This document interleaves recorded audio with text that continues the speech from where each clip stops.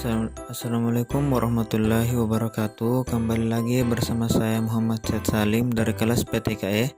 Pada kesempatan kali ini saya akan membahas bab 2, yaitu mengenal perkembangan peserta didik sebagai subjek belajar.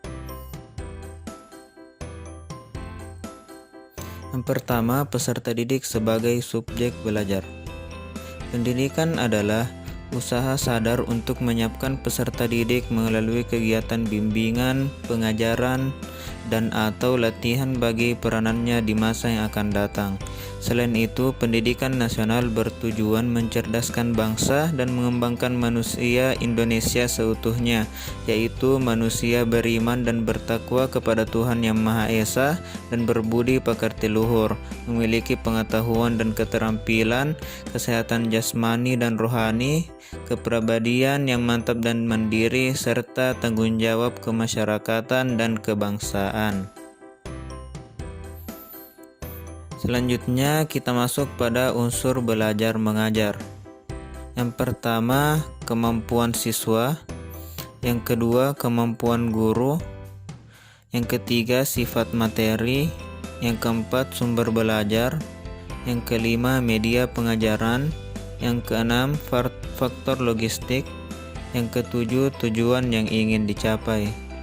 Selanjutnya, mengenai hal itu, Susilo Winrani pada tahun 1995 menyatakan bahwa perkembangan individu tidak berlangsung secara otomatis, tetapi perkembangan tersebut sangat bergantung pada beberapa faktor, yaitu yang pertama hereditas, yang kedua lingkungan, yang ketiga kematangan fisik dan psikis, dan yang terakhir yaitu aktivitas anak sebagai subjek bebas yang berkemauan. Dalam arti, anak bisa mengadakan seleksi, bisa menolak dan menyetujui, serta mempunyai emosi.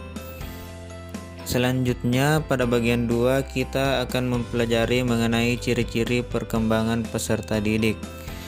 Konsep anak sebagai suatu totalitas terdapat 3 pengertian, yaitu yang pertama, anak adalah makhluk hidup atau organisme yang merupakan suatu kesatuan dari keseluruhan aspek yang terdapat dalam diri anak. Yang kedua, dalam kehidupan dan perkembangan, anak yang saling terjalin satu sama lain. Yang ketiga, anak berbeda dari orang dewasa, bukan sekedar fisik tetapi secara keseluruhan. Bagian selanjutnya yaitu ciri atau prinsip dalam belajar. Yang pertama, belajar berarti mencari makna, diciptakan oleh siswa dari apa yang mereka lihat, dengar, rasakan, dan alami. Yang kedua, konstruksi makna adalah proses yang terus-menerus.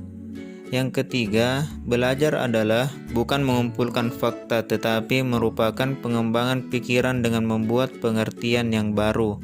Yang keempat, hasil belajar dipengaruhi oleh pengalaman subjek belajar dengan dunia fisik dan lingkungannya. Yang kelima, hasil belajar seseorang tergantung pada apa yang telah diketahui subjek belajar. Tujuan, motivasi yang mempengaruhi proses interaksi dengan bahan yang telah dipelajari. Selanjutnya, perilaku yang kompleks yang menarik minat para ahli psikologi, misalnya temperamen, kecerdasan, dan kepribadian, mendapat pengaruh yang sama kuatnya, baik dari faktor-faktor lingkungan maupun keturunan atau genetik. Oke, yang pertama yaitu pertumbuhan fisik. Pertumbuhan fisik manusia merupakan perubahan fisik menjadi lebih besar dan lebih panjang, dan prosesnya terjadi sejak manusia belum lahir, setelah lahir hingga ia dewasa. Masa sebelum lahir merupakan pertumbuhan dan perkembangan manusia yang sangat kompleks, karena pada masa itu merupakan awal terbentuknya organ-organ tubuh dan tersusunnya jaringan saraf yang membentuk sistem yang lengkap. Yang kedua, kecerdasan atau intelek. Intelek merupakan kata lain dari berpikir, berkembang sejalan dengan pertumbuhan syaraf otak. Karena pikir pada dasarnya menunjukkan fungsi otak, maka kemampuan intelektual yang lazim disebut dengan istilah kemampuan berpikir, dipengaruhi oleh kematangan otak yang mampu menunjukkan fungsinya secara baik. Yang ketiga, temperamen atau emosi. Rasa dan perasaan merupakan salah satu potensi yang harus dimiliki atau khusus dimiliki oleh manusia. Dalam hidupnya atau dalam proses pertumbuhan dan perkembangan manusia, banyak hal yang dibutuhkan. Kebutuhan setiap orang dapat berbeda menjadi dua kelompok besar, yaitu kebutuhan jasmani dan kebutuhan rohani. Oke, kita melaju pada bagian selanjutnya, yaitu pengembangan sesuai perkembangan peserta didik. Faktor kesuksesan seorang anak di masa depan ditentukan oleh bagaimana perkembangan seluruh aspek dirinya, yaitu perkembangan fisik, kognitif atau intelektual, emosi, dan spiritual yang berkembang secara optimal. Walaupun secara garis besar, garis hidup manusia ditentukan oleh dua faktor, yaitu faktor hereditas dan faktor lingkungan. Tetapi akan lebih mudah untuk berkonsentrasi kepada faktor lingkungan, karena secara langsung memiliki konsekuensi praktis dan pola pengasuhan dan pendidikan anak.